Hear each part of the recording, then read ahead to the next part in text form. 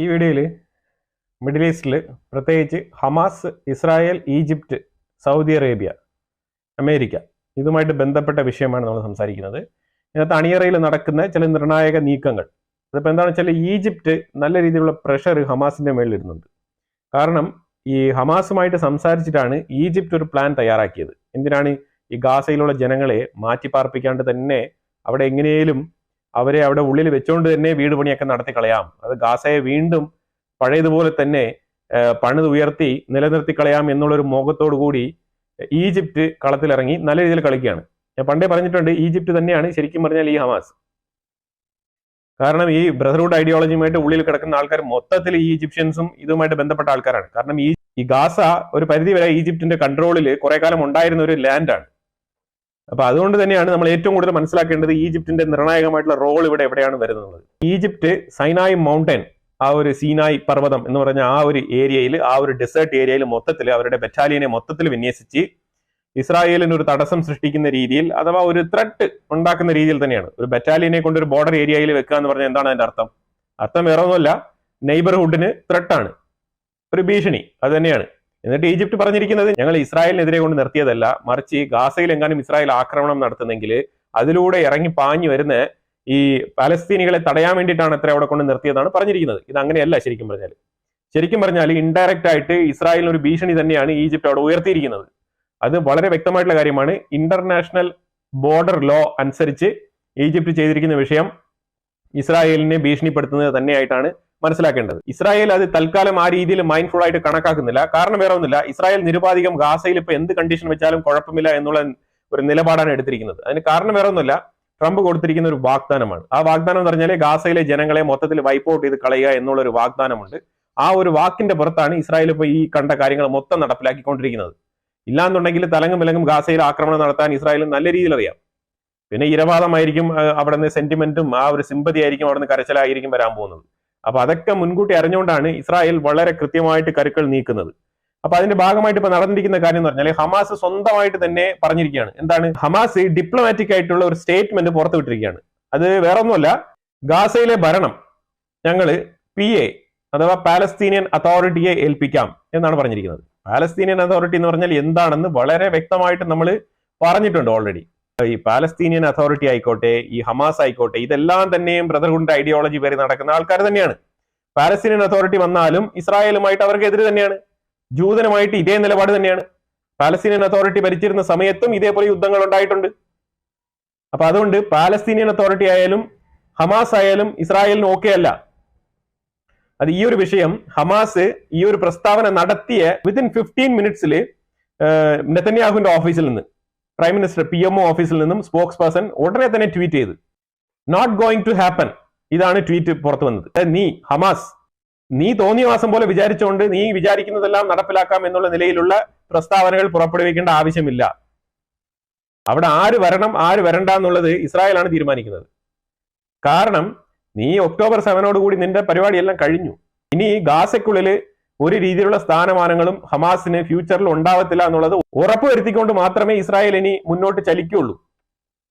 ഇപ്പൊ തൽക്കാലം നടന്നുകൊണ്ടിരിക്കുന്ന ഈ ഒരു നാടകം എന്ന് പറഞ്ഞാൽ, ഈ ഒരു ഇസ്രായേൽ പൗരന്മാരെ പിടിച്ചു വെച്ചുകൊണ്ട് അവരെ ഭീഷണിപ്പെടുത്തിക്കൊണ്ട് ഈ രീതിയിൽ ഒരു ബന്ദി കൈമാറ്റം നടത്തിക്കൊണ്ടിരിക്കുന്ന ഒരു നാടകമില്ലേ, അതൊന്ന് കടന്നു പോകാൻ വേണ്ടിയിട്ടാണ് ഈ ഒരു ടൈം ലൈൻ എടുക്കുന്നത്. അതൊന്ന് കഴിഞ്ഞാൽ തീർന്നു ഈ ഒരു ഹമാസിന്റെ ഈ ഒരു സ്റ്റേജ് ഷോ മാത്രമല്ല, ഗാസയ്ക്കുള്ളിൽ തന്നെ നിലനിൽക്കാൻ പറ്റാത്ത അവസ്ഥ ഉണ്ടാവും. ഇനി ഈജിപ്ഷ്യൻ പ്ലാൻ, ഈജിപ്റ്റ് ഇപ്പൊ എന്താണ് ചെയ്യുന്നത്? ഗാസയ്ക്കുള്ളിൽ ഇപ്പൊ ഹമാസ് തകൃതിയായിട്ട് തോക്കും പിടിച്ച് നടക്കുന്നുണ്ട്. ഈജിപ്റ്റ് ഒരു പ്ലാൻ എന്നുള്ള നിലയിൽ 27-ാം തീയതിയാണ് ഈ ഒരു പ്ലാൻ അറബ് ലീഗിൽ തന്നെ വെച്ച് ഡിസ്കസ് ചെയ്യാൻ പോകുന്നത്. അതിനു മുമ്പ് തന്നെ ഞാനാണ് രാജാവ് എന്നുള്ള നിലയിൽ ഈജിപ്റ്റ് ചില തീരുമാനങ്ങൾ എടുത്തിട്ടുണ്ട്.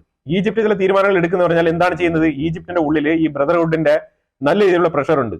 കാരണം ഈജിപ്ഷ്യൻ പ്രസിഡന്റ് തന്നെ ഈ ഒരു തീവ്രവാദ സംഘത്തിന്റെ പിടിയിലാണ്. ഞാനൊരു 1.5 മാസത്തിന് മുമ്പ് തന്നെ ഒരു വീഡിയോ ചെയ്തിട്ടുണ്ട്. ഈജിപ്തിന്റെ ഭരണം അട്ടിമറിക്കാൻ വേണ്ടിയിട്ട് സിറിയയിൽ നടന്ന അസാദിന്റെ ഭരണം മറിച്ചിട്ടില്ലേ, അതേ രീതിയിൽ ഒരു മാതൃകയിൽ അബ്ദൽ ഫത്ത അൽ സിസി എന്ന് പറഞ്ഞ ആ ഒരു ഭരണാധികാരിയെ അട്ടിമറിച്ചിടാൻ വേണ്ടിയിട്ട് ഈജിപ്തിന്റെ ഉള്ളിലും ഇതേപോലെ സിറിയയിലെ ആ ഒരു റെജീം എങ്ങനെയാണോ മുന്നോട്ട് പോയത് അതുപോലെ ഒരു സംഘം ഈജിപ്തിന്റെ ഉള്ളിലുണ്ട്. തീവ്ര നിലപാടുള്ള സംഘം. അവർ ഏത് നിലപാടെടുക്കും, എന്ത് രീതിയിൽ മുന്നോട്ട് വരും എന്നുള്ളത് അബ്ദൽ ഫത്ത അൽ സിസിക്ക് തന്നെ ഒരു പിടുത്തമില്ല എന്നുള്ളതാണ്. അപ്പൊ ആ രീതിയിൽ ഇപ്പൊ ഈജിപ്റ്റ് പറഞ്ഞിരിക്കുന്ന വിഷയം എന്ന് പറഞ്ഞാൽ, ഗാസയ്ക്കുള്ളിൽ ഈ ഒരു ഷെൽട്ടർ, ഈ വീടുകൾ പണിയാനുള്ള തകൃതിയായിട്ടുള്ള ഒരു റീബിൽഡിംഗ്, ഗാസയ്ക്കുള്ളിൽ റീബിൽഡിംഗ് ചെയ്യാനുള്ള പദ്ധതി, അതിൽ ശരിക്കും പറഞ്ഞാൽ ഇപ്പൊ ഈജിപ്റ്റ് ഫോക്കസ് ചെയ്യുന്നത് ബെയ്ത്ത് ലാഹിയ. ഈ ബെയ്ത്ത് ലാഹിയ എന്ന് പറഞ്ഞ ആ ഒരു സ്ഥലത്ത് ഞാൻ ഈ കാണിക്കുന്ന 2 ഫൂട്ടേജ് കണ്ടോ, 2 പിക്ചേഴ്സ്. ഈ പിക്ചേഴ്സിൽ ഈ ബെയ്ത്ത് ലാഹിയ എന്ന് പറഞ്ഞാൽ ഈ കെട്ടിട ഇടിപാടുകൾ പൊളിഞ്ഞ് തകിടം മറിഞ്ഞ് കിടക്കുന്ന കെട്ടിടത്തിന്റെ നടുവിലുള്ള ചില ഗ്രൗണ്ട് പോലത്തെ സ്ഥലങ്ങളെല്ലാം വെട്ടിത്തെളിച്ച് റെഡിയാക്കി അതിന്റെ ഉള്ളിൽ ടെന്റുകൾ അടിച്ച് ആൾക്കാരെ പിന്നെ താമസിപ്പിച്ചിരിക്കുകയാണ്. ഇതാണ് ഇപ്പൊ നിലവിൽ അവിടുത്തെ അവസ്ഥ. ഈ ഒരു ടെന്റുകൾ കണ്ടോ, ഈ ഒരു ഫൂട്ടേജ് ഒക്കെ ഇപ്പം റിയൽ ടൈം ഫൂട്ടേജ് അവിടെ വന്നുകൊണ്ടിരിക്കുന്ന പുതിയ ഇമേജുകളാണ് ഇതൊക്കെ ഞാൻ ഷെയർ ചെയ്യുന്നത് ഈ ഒരു ടൈംലി നിങ്ങൾക്ക് അവിടെ നടക്കുന്ന ഒരു അപ്ഡേറ്റ്സ് അറിയാൻ വേണ്ടിയിട്ടാണ്. അപ്പൊ ഈ രീതിയിലാണ് അവിടെ സെറ്റിൽമെന്റുകൾ എന്ന് പറയുന്ന ഇവർ ഈ സോ കോൾഡ് സെറ്റിൽമെന്റ്, വീട് പണി, ഇതൊക്കെ ഇങ്ങനെയാണ് മുന്നോട്ട് പോകുന്നത്. അല്ലാതെ അവിടെ നല്ല രീതിയിലുള്ള വാസയോഗ്യമായിട്ടുള്ള വീടുകൾ പണിതുകൊണ്ടല്ല ഈ ഒരു നടപടിക്രമങ്ങൾ മുന്നോട്ട് നീങ്ങുന്നത്. അപ്പൊ അതിലുപരിയായിട്ട് ഇപ്പൊ നമ്മൾ പറഞ്ഞു വരുന്ന കാര്യം എന്ന് പറഞ്ഞാൽ ഇത് തന്നെയാണ്. ശരിക്കും പറഞ്ഞാൽ ഈജിപ്റ്റ് കുറച്ചുകൂടെ ലീഡിംഗ് റോൾ എടുത്തുകൊണ്ട് അവരുടെ ആർമിയെ കൊണ്ട് സൈനായി ഭാഗത്ത് നിർത്തിക്കൊണ്ട് ഈജിപ്റ്റ് വളരെ ശക്തമായിട്ട് ഗാസയ്ക്കുള്ളിൽ ഇടപെടുകയാണ്. അതാണ് ശരിക്കും ലിറ്ററലി നടന്നുകൊണ്ടിരിക്കുന്നത്. ഇത് ശരിക്കും ഇന്നോ നാളെയോ മറ്റന്നാളോ ഇസ്രായേൽ വളരെ കൃത്യമായിട്ട് ഇതിനെ മനസ്സിലാക്കിക്കൊണ്ട് ഈ ഒരു ബന്ദികളുമായിട്ട് ബന്ധപ്പെട്ട ഒരു വിഷയത്തിൽ മാത്രമാണ് ഇസ്രായേൽ ഇങ്ങനെ ഇപ്പം കുറച്ച് ഡിലേ കാണിച്ച് നിൽക്കുന്നത്.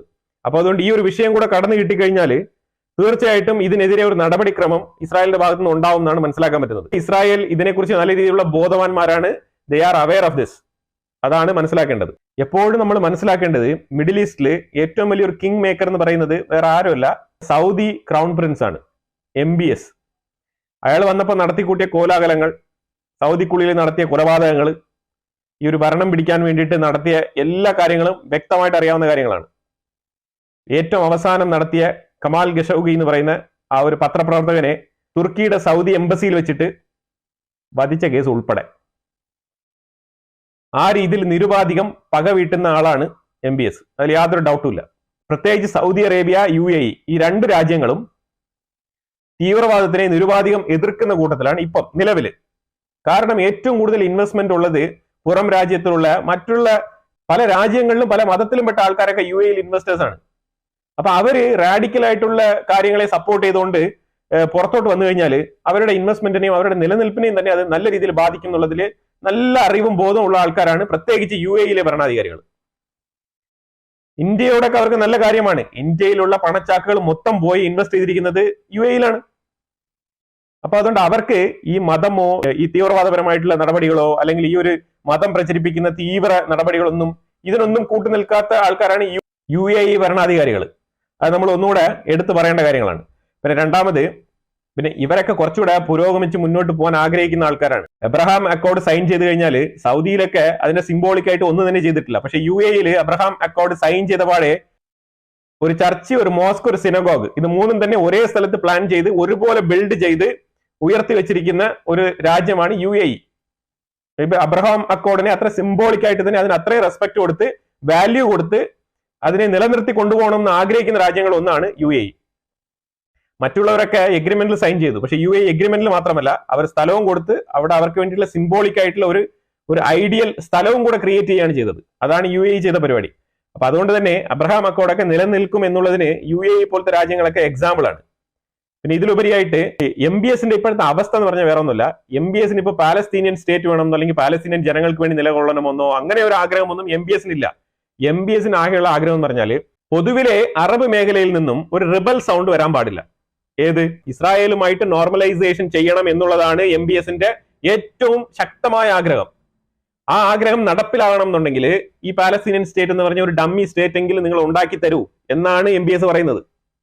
കാര്യം വേറെ ഒന്നുമില്ല, നിങ്ങൾ ഇങ്ങനെ ഒരു സ്റ്റേറ്റ് സിംബോളിക് ആയിട്ടെങ്കിലും ഉണ്ടാക്കിയില്ല എന്നുണ്ടെങ്കിൽ ഇപ്പോഴത്തെ ഒരു സാഹചര്യത്തിൽ ഞാൻ നോർമലൈസേഷനിലോട്ട് പോകുമ്പോഴത്തേക്കും സൗദിക്കെതിരെ ഒരുപാട് രാജ്യങ്ങൾ ഒരുമിച്ച് പ്രതിഷേധവുമായിട്ട് വരാനുള്ള സാഹചര്യം വളരെ വളരെ കൂടുതലാണെന്നാണ് സൗദി രാജാവ് അഭിപ്രായപ്പെടുന്നത്. ഈ സൗദിയിലെ MBS അഭിപ്രായപ്പെടുന്നത്. ഇത് വേറെ ആരുടെടുത്തുമല്ല, മാർക്കോ റൂബിയോ സൗദി കിങ്ങുമായിട്ട് സംസാരിച്ചിട്ടുണ്ടായിരുന്നു. അപ്പൊ റഷ്യയുടെ ഭാഗമായിട്ട് പോയ മീറ്റിംഗിൽ ഉപരിയായിട്ട്, അതായത് 27-ാം തീയതി അറബ് ലീഗ് സബ്മിറ്റിന് പോകുന്നതിന് മുൻകൂട്ടി തന്നെ ഈ മാർക്കോ റൂബിയോ MBSനെ കണ്ട് കാര്യം ധരിപ്പിക്കണം എന്നുള്ള ബോധ്യം അയാൾക്കുണ്ടായിരുന്നു. അതുകൊണ്ട് തന്നെയാണ് ഈ റഷ്യ മീറ്റിംഗിന് വന്ന ഒരു സമയത്ത് സൈഡ് ലൈനിൽ MBSനെ ഈ ഒരു വിഷയവും ഗാസ വിഷയവുമായിട്ട് ബന്ധപ്പെട്ട് മീറ്റ് ചെയ്തത്.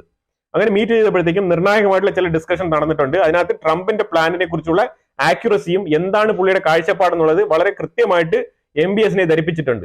ഇതിൽ MBSും റൂബിയോയും തമ്മിൽ 2 പോയിന്റുകളിൽ കോൺട്രാഡിക്ട് ചെയ്തിട്ടുണ്ട്. അത് ഗാസയുടെ ട്രംപിന്റെ പ്ലാൻ, ഗാസയിൽ നിന്നും ആ ജനങ്ങളെ പുറത്താക്കിയിട്ട് അവിടെ ബിൽഡ് ചെയ്യാം എന്നുള്ളൊരു പ്ലാൻ MBS കോൺട്രാഡിക്ട് ചെയ്യുന്നുണ്ട്.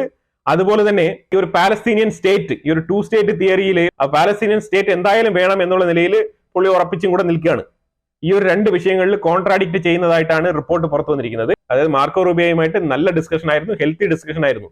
പക്ഷെ എന്താണ് പ്രശ്നം എന്ന് പറഞ്ഞാൽ സൗദി കിങ്ങിന് ഇസ്രായേലുമായിട്ടുള്ള നോർമലൈസേഷൻ ആണ് ഏറ്റവും കൂടുതലുള്ള ഫോക്കസ്. ആ ഫോക്കസ് നടക്കണം എന്നുണ്ടെങ്കിൽ ഈ ഒരു ഡമ്മി ആയിട്ടെങ്കിലും നിങ്ങളൊരു പാലസ്തീൻ സ്റ്റേറ്റ് രൂപീകരിക്കൂ.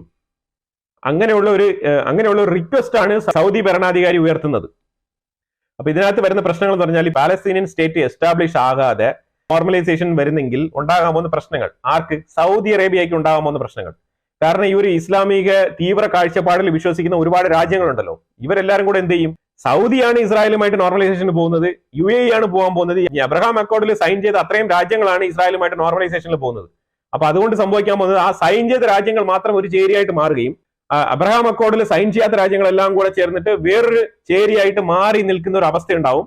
ഓൾറെഡി തന്നെ ഇതിൽ പല രാജ്യങ്ങളുടെ ഉള്ളിലും ഈ ഒരു തീവ്രവാദ ഗ്രൂപ്പുകൾ ഉണ്ട് എന്നുള്ളതാണ് വസ്തുതാപരമായിട്ടുള്ള കാര്യം. അവർക്ക് ഇതൊരു മുതൽക്കൂട്ടാവും. അപ്പൊ അതിനെ ചൊല്ലി ഈ ഒരു അറബ് ലീഗിന്റെ ഉള്ളിൽ തന്നെ കൂട്ടത്തല്ല് നടക്കാനുള്ള സാധ്യത വളരെ കൂടുതലാണ്.